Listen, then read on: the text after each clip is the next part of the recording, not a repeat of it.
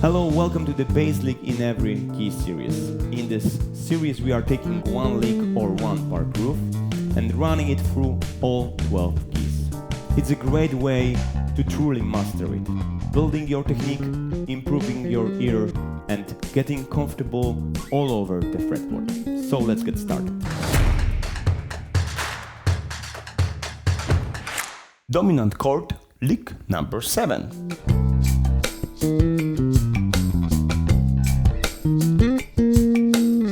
So our lick, after playing the root note, starting from the minor third. You can find the full version along with an explanation on my Patreon. Come, be a part of it. I would love to share more with you.